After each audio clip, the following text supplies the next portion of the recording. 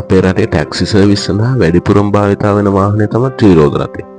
මේකේ safety rating එක 0 vehicle එක උනත් පහසුව රළු භාවිතය සඳහා සුදුසු වීම, නඩත්තු සහ ධාවන වියදම් අඩු වීම හේතුවෙන් කොයිතරම් මිල ඉහළ ගියත් ත්‍රිරෝද රථවල බ්‍රෑන්ඩ් නිව් සහ සෙකන්ඩ් මාකට් එකේ අඩු වීමක් නම් දකින්න ලැබෙන්නේ නැහැ. අද NNP ඔටෝමාට් වෙතින් ගේන්නේ වාහන ආනයනය කිරීම සඳහා අවසර ලැබීමත් එක්ක රුපියල් 19,95,000ක මිලකට විකුණන්න තියෙන බජාජ් පෙට්‍රල් ත්‍රිරෝද රථය පිළිබඳ අලුත් ත්‍රිවිල් එකේ මිලට සාපේක්ෂව ලොකු වෙනස්කමක් නම් වෙලා නැහැ. ඒ වුණත් 2019 අවසානට ආපු ත්‍රිවිල් එකට සාපේක්ෂව මොඩිෆිකේෂන් ටිකක් එකතු වෙලා තියෙනවා. ඇත්තටම කිව්වොත් මේකේ මිල වැඩි වෙලා තියෙන ඩොලර් රේට් එකත් එක්ක තමයි. මේ ත්‍රිවිල් එකේ පිටත පෙනුම ගැන කතා කළොත් පිටත පෙනුම නම් ලොකු වෙනසක් කළා නැහැ. අලුත් ත්‍රිවිල් එකට දොරවල් දෙකක් ලැබිලා තියෙනවා. දකුණු පැත්තේ දොර විවෘත කරන්න බෑ. වම් පැත්තේ දොර විවෘත කරලා ඇතුළු වීමට සහ පිටවීමට පුළුවන්. මේ දොරවල් දෙක අපොස්ටින් සමග ශක්තිමත්ව නිෂ්පාදනය කරලා තියෙනවා. දොරේ ෆයිල් ලිපි ලේඛන වගේ දාගෙන යන්න පුළුවන් විදිහේ ස්පේස් එකක් හදලා තියෙනවා. පෙට්‍රල් ගහන තැන දකුණු පැත්තේ කෙළවරේ තියෙන්නේ. පෙට්‍රල් ගහන තැනට යටින් පොඩි දොරක් ඇවිල්ලා තියෙනවා. මේක තියෙන්නේ ඉන්දියාව ඇතුළු සමහර රටවල් වල ත්‍රිවිල් ගෑස් වලට කන්වර්ට් කරනවා. මේ දොර තියෙන්නේ ගෑස් සිලින්ඩරය ත්‍රිවිල් කිරීම සඳහා පමණයි. පිටුපස සීට් එකේ වෙනසක් වෙලා නැහැ. හැබැයි ලෙග් ස්පේස් එක ටිකක් වැඩි වෙලා තියෙනවා. ගොඩක් උස මහත කෙනෙක් නැග්ගත් අනිස් වදින්න නැතුව යන්න පුළුවන්. 2019 අවසානට ආපු ත්‍රිවිල් එකේ තිබ්බ සයිඩ් බාර් දෙක මේකට එන්නේ නැහැ. මේකේ තියෙන සයිඩ් බාර් දෙක මම ඇඩ් කරලා තියෙනවා. සීට් එකේ පිටුපසින් තියෙන ස්පේස් එකෙත් ලොකු වෙනසක් වෙලා නැහැ. ඉස්සරහා සීට් එක ඒ විදිහමයි. ඩෑෂ්බෝඩ් එකේ නම් ලොකු වෙනසක් තියෙනවා. ඇඩ්වාන්ස් ඩෑෂ්බෝඩ් එකක් විදිහට ප්ලාස්ටික් වලින් 2 ටෝන් කලර් එකකින් නිර්මාණය කරලා තියෙනවා.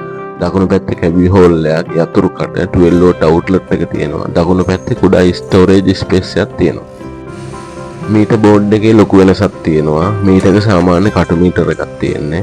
පෙට්‍රල් මීටරේ LED ඩිස්ප්ලේ එකකින් පෙන්නනවා. මේකේ කහපාට ලයිට් එකට ආවට පස්සේ අනිවාර්යෙන් පෙට්‍රල් ගහන්න ඕනේ. මීටර් පැනල් එකේ උඩ signal, battery, check engine, headlight, neutral, ජියෝ ඉන්ඩිකේටර් ලයිට් පෙන්නනවා. යටින් බ්‍රේක් කොයිල් සහ RPM ඉන්ඩිකේටර් පෙන්නනවා. ඩෑෂ්බෝඩ් එකේ මීටර් පැනල් එකට දකුණු පැත්තෙන් පොඩි මියුසික් ප්ලේයර් එකක් තියෙනවා. මේකේ FM රේඩියෝ, පෙන් ඩ්‍රයිව් සහ මෙමරි චිප් යූස් කරන්න පුළුවන්. ස්පීකර් දෙක ඩෑෂ්බෝඩ් එකේ දෙපැත්තේ තියෙනවා. මේක සාමාන්‍ය මට්ටමේ සවුන්ඩ් එකක් තියෙනවා. ඒ වගේම මේකේ මාස්ටර් පම්ප් එකේ කෑන් එක වෙනස් කරලා බ්‍රේක් කොයිල් ලෙවල් එක පෙන්වන්න රිසර්ව් එකක් හයි කරලා තියෙනවා. මේකේ බ්‍රේක් කොයිල් ලෙවල් එක අඩු වුණොත් මීටර් පැනල් එකේ ඉන්ඩිකේට් කරනවා.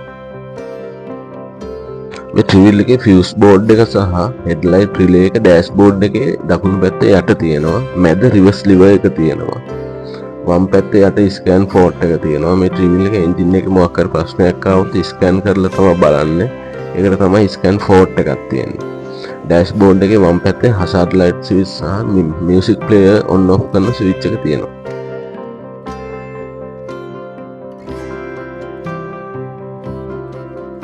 පිටුපස්සේ එන්ජින් රූම් එකේ දොරේ වෙනසක් තියෙනවා. මේක එන්ජින් එක සිසිල් වීම සඳහා හොඳින් වාතාශ්‍රය ලැබෙන පරිදි නිර්මාණය කරලා තියෙනවා.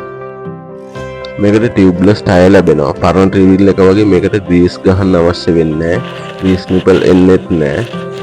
ඉස්සරහා සීට් එක යට ස්පෙයා වීල් එක, බැටරි එක, ජැක් එක සහ ටූල් කිට් එක පෙන්නනවා. අපි බලමු මේකේ එන්ජින් එක කොහොමද කියලා. එන්ජින් එකේ ලොකු වෙනස්කම් තියෙනවා. පරණ ත්‍රිවිල් එකට ආවේ කාබලර් එන්ජින් එකක්. මේකට EFI එන්ජින් එකක් ලැබෙන්නේ. මේක ගොඩක් සෙන්සර් වලින් තමයි වැඩ කරන්නේ. මේ ත්‍රිවිල් එකේ පෙට්‍රල් ලීටරයට කිලෝමීටර් 30-35 අතර වැඩ කරනවා. NNP ඔටෝමාට් එක එකතු වුණා ඕගොල්ලන්ට ගොඩක් ස්තුතියි. YouTube එකේ NNP ඔටෝමාට් කියලා සර්ච් කළොත් ඔයාලට අපේ අනිත් වීඩියෝත් බලා ගන්න පුළුවන්. channel එක subscribe කරලා bell icon එක press කළොත් ඉදිරියේදී අපි දාන වීඩියෝත් බලා ගන්න පුළුවන්.